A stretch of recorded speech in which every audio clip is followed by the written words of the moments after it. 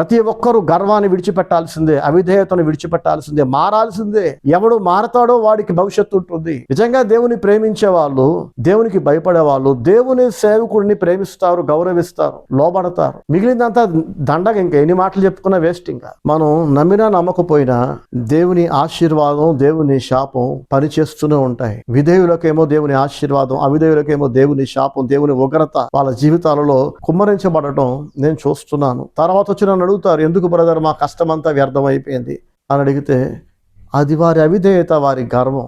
యుద్ధము బలముగా చేసినను నీ శత్రువు ఎదుట యెహోవా నిన్ను కూల్చును, దేవుడు నిన్ను కూల్చును అని దైవజనుడు అంటున్నాడు. చూడండి, నువ్వు ఎంత బలముగా యుద్ధం చేసినా దేవుడు నిన్ను కూల్చేస్తే నువ్వు కూలిపోతావు. నువ్వు గనక వాళ్ళ సహాయం తీసుకుంటే, వాళ్ళు వెంటేసుకొని తిరిగితే గనక నువ్వు నాశనం అవడం పక్క అని దైవజనుడు చెప్పాడు. ఇంకేమంటున్నాడు, నిలువబెట్టుటయు పడవేయుటయు దేవుని వశమే కదా అని ప్రకటింపగా. ప్రైజ్ ది లార్డ్, హల్లెలూయా.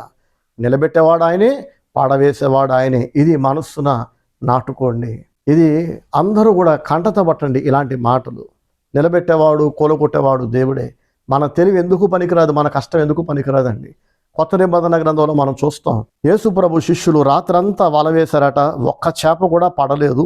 అప్పుడు యేసు ప్రభు వచ్చి తెల్లవారుతుండగా ఆయన అంటాడు, దోణెను లోతునకు నడిపించే చేపలు పట్టుటకు మీ వలలు వేయుడి అని చెప్పినప్పుడు సీమోన్ అంటున్నాడు, రాత్రంతా ప్రయాసపడ్డామండి. ప్రయాస అంటే ఏంటండి? వారి అనుభవం, వారు జాలరులు కదా, తరతరాలుగా పూర్వీకుల నుంచి వచ్చిన వంశపారంపర్యచారమైన వృత్తి అది. ఏదో అప్పటికప్పుడు వీళ్ళు టెంపరీగా నేర్చుకున్న పని కాదు. తాతలు తండ్రులు చేసిన పని ఇప్పుడు వీళ్ళు చేస్తున్నారు.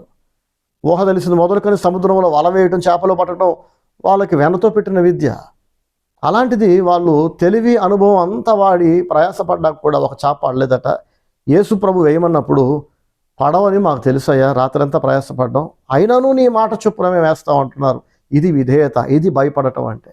మన మనసు ఏం చెప్పినా, మన జ్ఞానం ఏం చెప్పినా, మన బంధువులు ఏం చెప్పినా, మన కొలీగ్స్ ఏం చెప్పినా, ఫ్రెండ్స్ ఏం చెప్పినా, చెప్పేవాళ్ళు 100 చెప్తారు. మనకి బుద్ధి, జ్ఞానం, సిగ్గు, శరం ఉండాలి కదా.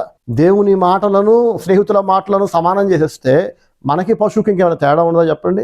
దైవజనుడిని, బంధువులను సమానం చేసేస్తే మనకి జంతువులకి ఇంకా తేడా ఉంటుంది? ఇంకా దేవుడు పిలిచి అభిషేకించి పంపిన ఒక దైవజనుడికి, రక్త సంబంధికులకి, బంధువులకి మధ్య తేడా చూపించలేకపోతే, అందరినీ సమానం చేసేస్తే, ఇంకా చెప్పాలంటే దైవజనుడిని తక్కువ చేసేసి కుటుంబీకులను, బంధువులను ఎక్కువ చేసేస్తే, ఇక మరి దేవుడు అలాంటి వాళ్ళతో ఎలా ఉంటాడు చెప్పండి?